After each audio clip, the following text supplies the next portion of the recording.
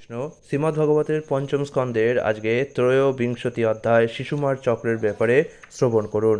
শিল সুখদেব গোস্বামী বললেন, হে রাজান, সপ্তর্ষি মণ্ডলের 13 লক্ষ যোজন ঊর্ধ্বে যে স্থান রয়েছে, পণ্ডিতেরা তাকে ভগবান শ্রীবিষ্ণুর পরম পদ বলেন। সেখানে উত্তানপাদের পুত্র মহাভাগবত ধ্রুব কল্পান্ত পর্যন্ত যারা জীবিত থাকবেন, সেই সমস্ত জীবদের জীবনরূপে এখনও অবস্থান করছেন।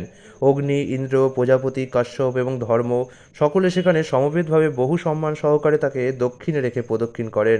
ধ্রুব মহারাজের কার্যকলাপের মহিমা আমি পূর্বেই চতুর্থ স্কন্ধে এখানে ব্যাখ্যা করা হয়েছে, বর্ণনা করেছি।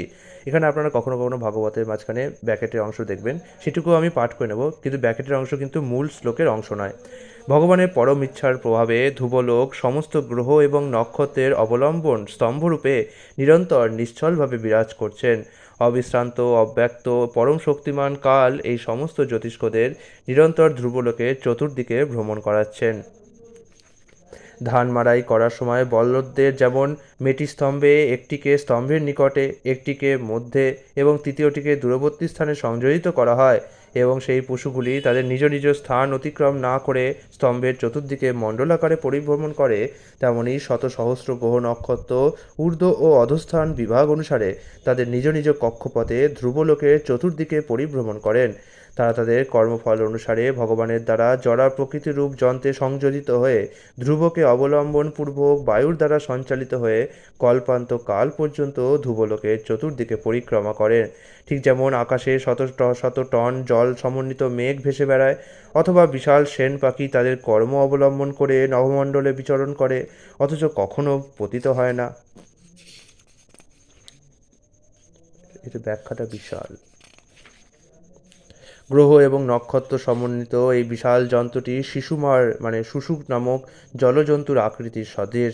তাকে কখনো কখনো অবতার বলে মনে করা হয়। মহান যোগীরা বাসুদেবের এই রূপের উপর ধ্যান করেন, কারণ তার এই রূপটি দেখা যায়। সেই শিশুমারের মস্তক অধোমুখে এবং দেহ কুণ্ডলীভূত, তার পুচ্ছাগ্রে ধ্রুব, লাঙ্গুলে প্রজাপতি, অগ্নি, ইন্দ্র, ধর্ম এবং পুচ্ছমূলে ধাতা ও বিধাতা, কোটিদেশে বশিষ্ঠ, অঙ্গিরা আদি সপ্তর্ষি। শিশুমারের শরীর দক্ষিণাবর্তে কুণ্ডলীভূত অবস্থায় রয়েছে। তার ডান পাশে অভিজিৎ থেকে পুনর্বসু পর্যন্ত 14টি নক্ষত্র এবং বাম পাশে পুষ্যা থেকে উত্তরাষাঢ়া পর্যন্ত 14টি নক্ষত্র রয়েছে। কুণ্ডলীভূত দেহ বিশিষ্ট শিশুমারের উভয় পার্শ্বে সমান সংখ্যক নক্ষত্র থাকায় ফলে তার ভারসাম্য বজায় থাকে। শিশুমারের পৃষ্ঠদেশে অজবিথি এবং তার উদরে আকাশগঙ্গা বর্তমান। পুনর্বসু এবং পুষ্যা যথাক্রমে শিশুমারের দক্ষিণ ও বাম শ্রেণীদেশে, আর্দা ও অশ্লেষা দক্ষিণ ও বাম পদে, অভিজিৎ ও উত্তরাষাঢ়া দক্ষিণ ও বাম নাসিকায়, শ্রবণা ও পূর্বাষাঢ়া দক্ষিণ ও বাম চক্রে, ধনিষ্ঠা ও মূল দক্ষিণ ও বাম কর্ণে, মঘা থেকে অনুরাধা পর্যন্ত দক্ষিণায়নের 8টি নক্ষত্র বাম পাশের অস্থিসমূহে এবং মৃগশীর্ষা থেকে পূর্ব ভাদ্র পর্যন্ত উত্তরায়ণের 8টি নক্ষত্র ডান পার্শ্বে অবস্থিত, এবং শতভিষা এবং জ্যৈষ্ঠা তার দক্ষিণ ও বাম স্কন্ধে সন্নিবেশিষ্ট রয়েছে। শিশুমারের উপরের চোয়ালে অগস্ত্যি এবং নিচের চোয়ালে যমরাজ, মুখে মঙ্গল, উপস্থে শনি, গলার পৃষ্ঠদেশে বৃহস্পতি, বক্ষদেশে আদিত্য, হৃদয়ে নারায়ণ, মনে চন্দ্র, নাভিতে শুক্র, স্তনে অশ্বিনী কুমারদ্বয়, প্রাণ ও অপানে বুধ, গলদেশে রাহু, সর্বাঙ্গে কেতু এবং রোম সমূহতে তারাগণ সন্নিবেশিত রয়েছে। হে রাজন, এইভাবে যে শিশুমারের আকৃতি বর্ণিত হলো তা ভগবানের সর্বদেবতাময় রূপ। প্রভাতে, মধ্যাহ্নে এবং সাহাহ্নে মৌন হয়ে সেই রূপ নিরীক্ষণ করে নিম্নোক্ত মন্ত্রে তার উপাসনা করা উচিত। হে ভগবান, আপনি কাল রূপে প্রকাশিত হয়েছেন।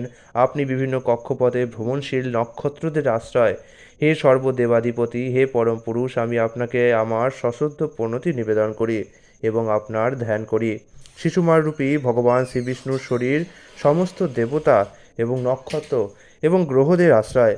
যিনি প্রভাতে, মধ্যাহ্নে এবং সন্ধ্যায় দিনে 3বার এই মন্ত্র উচ্চারণ করে ভগবানের আরাধনা করেন, তিনি অবশ্যই সমস্ত পাপ থেকে মুক্ত হবেন। কেউ যদি তার এই রূপকে কেবল প্রণতি নিবেদন করেন এবং প্রতিদিন 3বার তার রূপের ধ্যান করেন, তাহলে তার সমস্ত পাপ নষ্ট হয়ে যাবে। ইতি শ্রীমদ্ভগবতের পঞ্চম স্কন্ধের শিশুমার চক্র নামক ত্রয়োবিংশতি অধ্যায়ের ভক্তিবেদান্ত অনুবাদ সম্পূর্ণ হলো। হরে কৃষ্ণ।